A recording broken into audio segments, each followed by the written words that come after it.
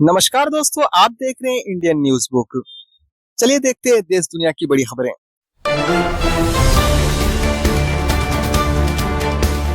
पहली खबर दिल्ली से आ रही है दोस्तों। दिल्ली की हवा हुई गंभीर, प्रदूषण 15 गुना ज्यादा दर्ज किया गया। दीपावली की रात पटाखे के बाद दिल्ली की वायु गुणवत्ता बहुत खराब से गंभीर श्रेणी में पहुंची है। इसके साथ बढ़ते हैं दूसरे न्यूज की ओर। कई राज्यों में आज बैंक रहेंगे बंद। दिवाली और लक्ष्मी पूजा के चलते छुट्टी। महाराष्ट्र, मध्य प्रदेश, उड़ीसा, जम्मू कश्मीर समेत कुछ राज्य में बैंक में आज अवकाश रहेंगे। चलिए बढ़ते हैं अगली न्यूज की ओर। प्रधानमंत्री मोदी ने नौसेना के जवानों के साथ मनाई दिवाली। आईएनएस विक्रांत पर हुई शामिल। उन्होंने देश की सेना के शौर्य को सहारा और भारत को बड़ा रक्षा निर्यात बनाने का लक्ष्य दोहराया। चलिए बढ़ते हैं अगली न्यूज की ओर। फ्रांस के पूर्व राष्ट्रपति निकोलस सरकोजी आज जाएंगे जेल। भ्रष्टाचार मामले में सजा हुई है। उन पर 2007 के राष्ट्रपति चुनाव के लिए लीबिया से अवैध फंडिंग लेने का आरोप साबित हुआ था।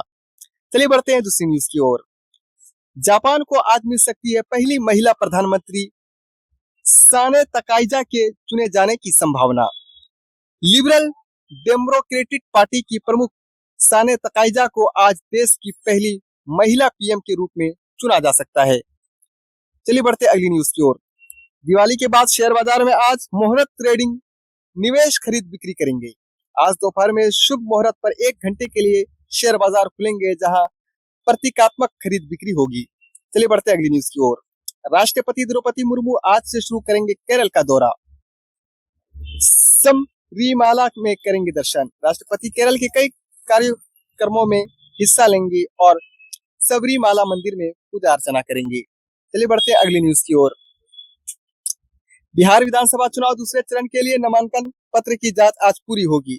विपक्ष का इंडिया महागठबंधन कई सीटों पर बिखरा हुआ दिख रहा है, जहां घटक दल एक दूसरे के सामने हैं। चलिए बढ़ते अगली न्यूज की ओर।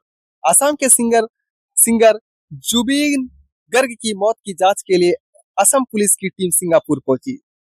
सिंगर जुबिन मार्ग की मौत के मामले में पुलिस की जांच जारी है और वे विस्तृत जानकारी जुटा रहे हैं। चलिए बढ़ते अगली न्यूज की ओर। तमिलनाडु और पुट्टेचेरी में आज भारी से बहुत भारी बारिश का अलर्ट जारी किया गया है।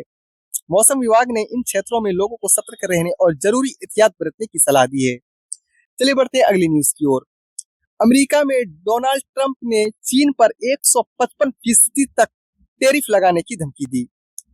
ट्रंप ने कहा कि व्यापार वार्ता सफल न होने पर वह चीन से आने वाले सामानों पर भारी टैक्स लगा सकते हैं। चलिए बढ़ते हैं अगली न्यूज की ओर।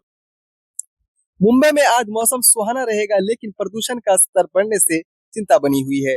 शहर का तापमान सामान्य रहने की उम्मीद है, पर वायु गुणवत्ता कल की तरह बहुत खराब श्रेणी में है। चलिए बढ़ते अगली न्यूज की ओर।